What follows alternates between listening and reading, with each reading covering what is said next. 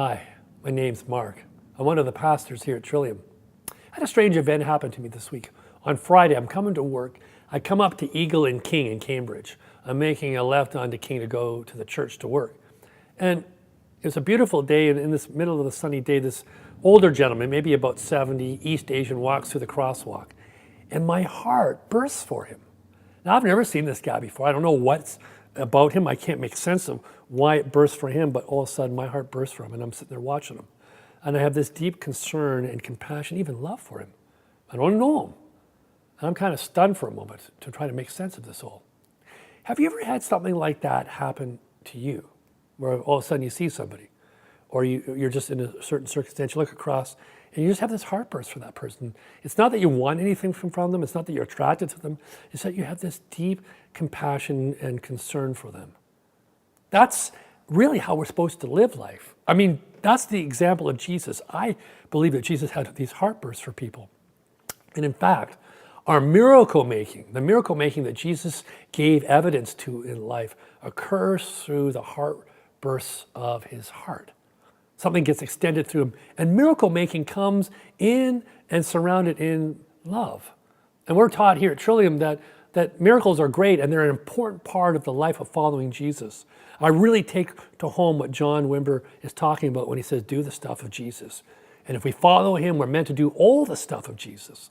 Not just the rational stuff, but the whole gamut of spiritual experiences, allowing the Spirit to move through us. And that happens in the heartburst for people. I don't think miracle making can actually occur separate from authentic love for another person. And when we allow the heartburst to open itself up in us, it pours through us in blessing upon people. You know, that miracle making that you and I are called to, it's really meant to be a normal part of our lives. In fact, the abnormality is when miracles don't take place through us.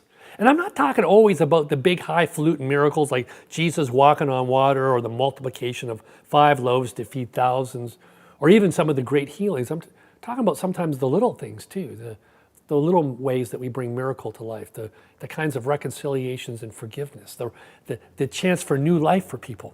And there are, so we understand here at Trillium, all the same miracle expressions of the Spirit. There are no size differentials in heaven towards miracle making. And you and I, we can go about life letting this conduit of love move through us. And when it happens, well, life blooms around us and healing occurs in all a stratum of levels for us. So for me, I'm struggling to figure out what's going on in this heartburst with this guy. And I turn on to King Street, and I've only got a few seconds to decide what I'm going to do with it. And my rational mind, it's churning away saying, forget about it. I don't know what it's about. It's not important. And, I'm stuck in this prison of my own rationality. And my heart is in this prison with it. It's shackled up in my prison.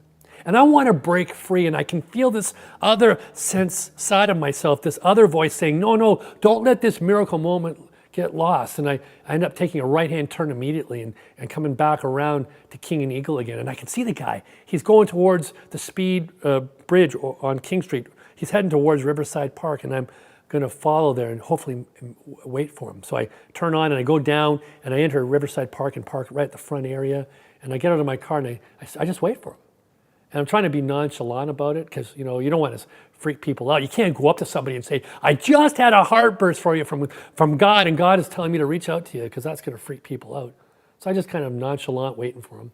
And he comes and I can see him through the leaves on the trees. He turns into Riverside Park, thankfully. He doesn't cross over to the other side. He comes along the walkway towards me. And at the last moment, I turn around to face him and I smile at him and I say, how's it going?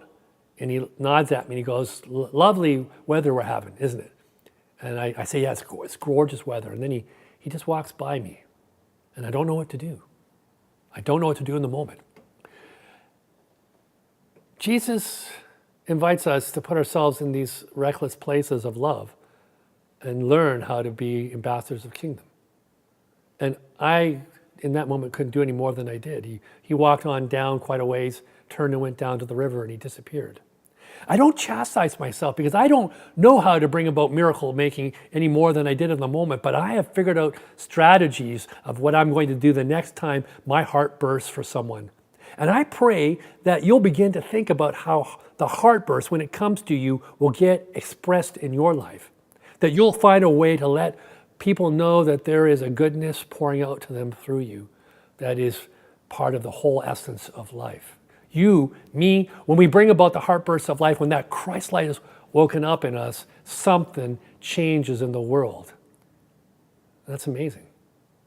The change in you and me and the world. How could it get any better?